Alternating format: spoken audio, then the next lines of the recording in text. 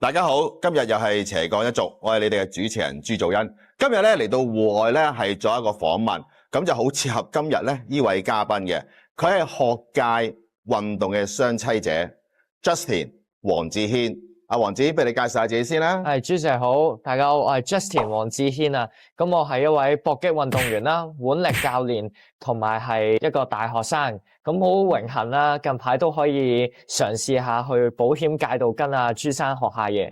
唔好咁講，要做咁多嘅工作啊，又做學生啦，你本身係成大Year 2啦，又搏擊運動員，最近攞埋金腰帶添，恭喜晒啊！多謝。咁亦都咧係腕力嘅教練，最近亦都考埋保險呢個牌照。你開始有咁多重身份，你係點樣面對同埋點樣可以分配時間呢？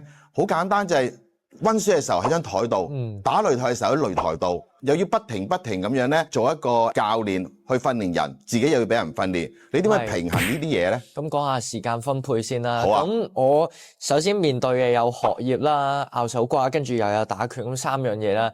咁其實我會揀係專注每一樣嘢做到最好先嘅。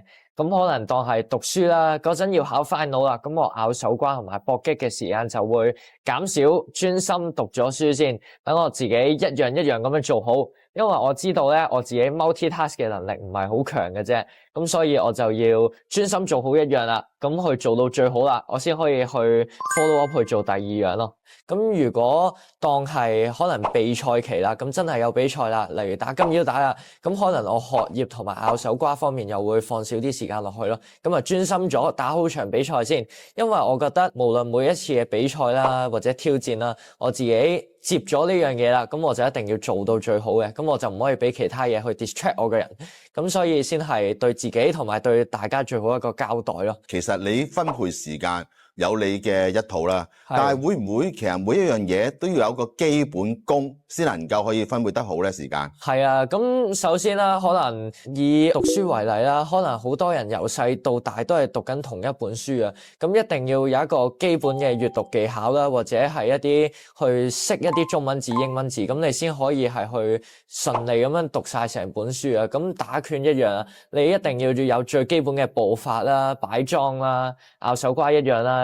最基本嘅動作姿勢一定要正確啦，咁你先可以進一步咁樣去 build up 自己嘅技巧，等佢更加越練越強啦。咁同埋有時當你有個基本功之後啦，練少咗啦，咁但係你重新 pick up 佢嗰陣咧，都一定會快過其他人好多嘅。我都想問一問啊，其實搏擊運動員咧係要好專注個訓練同埋爆炸力噶嘛，而腕力咧亦都係需要有專注力嘅。其實兩樣嘢加埋咧，會唔會對你嚟講係有個幫助咧？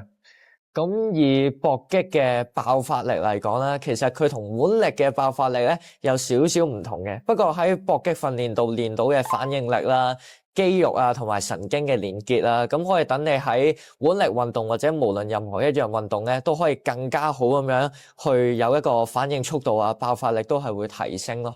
簡單嚟講，其實腕力嘅拗手瓜咧，其實可能係突然之間嗰一下爆出嚟，咁就嚟嘅咯。但係搏擊反而係可能會有唔同嘅方法或者策略戰術。其實個策略戰術有冇唔同㗎？有，當然有啦。咁可能搏擊啦，因為一場比賽係3分鐘啦，咁啊通常都係3 round 起跳嘅，咁所以咧你會有更加多時間去有一啲鋪排啦。可能第1、2 round 咧就會可能用拳多啲嘅，等佢個 focus 注意喺個頭部嘅防守啊，咁你就再進行啲下肢嘅攻擊啦。咁但係拗手瓜就唔同嘅，一開始咧大家捉住隻手埋啊 ，ready go 咁就即刻爆出去啊，咁所以都好唔同啊策略。其實一個出色嘅運動員同你讀書叻有冇關係嘅咧？係啊，好多人咧就覺得讀書同埋運動咧其實係大相徑庭，兩樣唔拉楞嘅。咁但係我就唔會咁樣覺得啦，因為好似我身邊好多運動員嘅朋友啊，可能中學籃球隊啦，其實佢哋做運動係幫助咗讀書嘅，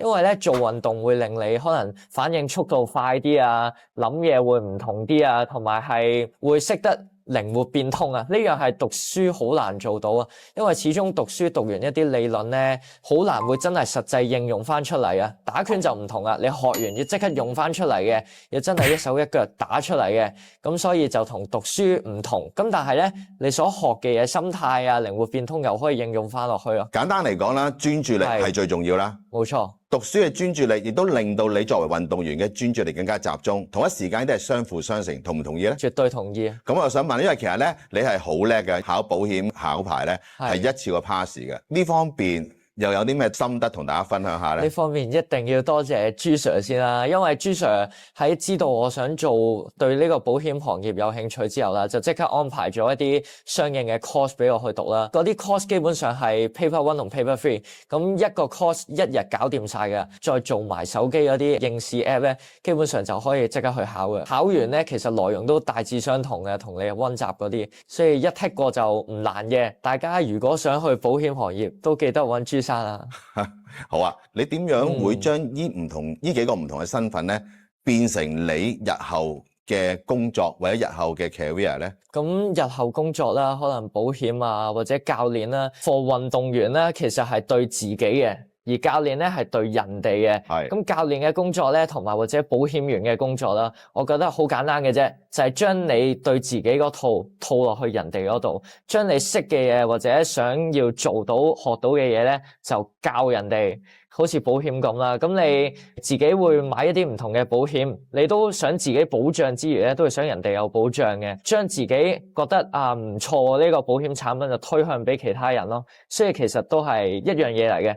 Justin 啊，其實而家你本身係搏擊運動員，同埋又做腕力啦，其實都講緊專注力㗎。咁但係而家會俾人覺得，喂唔係喎，你又讀緊書，又話做埋保險，會俾人覺得你周身都冇張利咧？點樣能夠話俾人聽？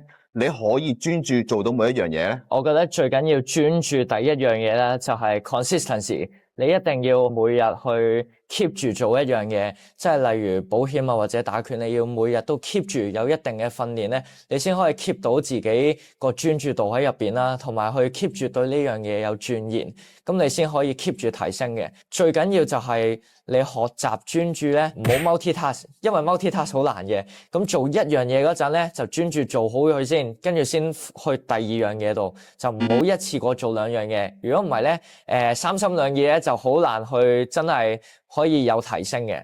嗱，所以大家觀眾記住 ，Justin 講得好啱嘅。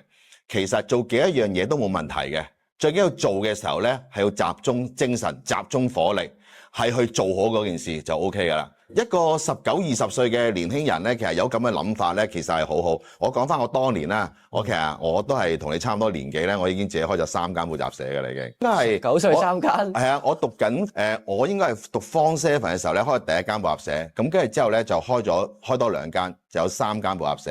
咁當然唔係我自己投資啦，係有人覺得我有能力，所以就俾錢我哋開呢個補習社，係3間補習社。所以我覺得今時今日。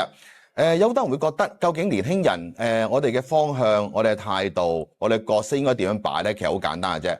我哋仲要接受現時嘅情況，面對自己，跟住然後咧放下一啲執念咧，其實有好多工作或者好多機會咧，其實會衝咗我哋嚟嘅。咁所以其實阿 Justin 咧，你係一個好好嘅榜樣。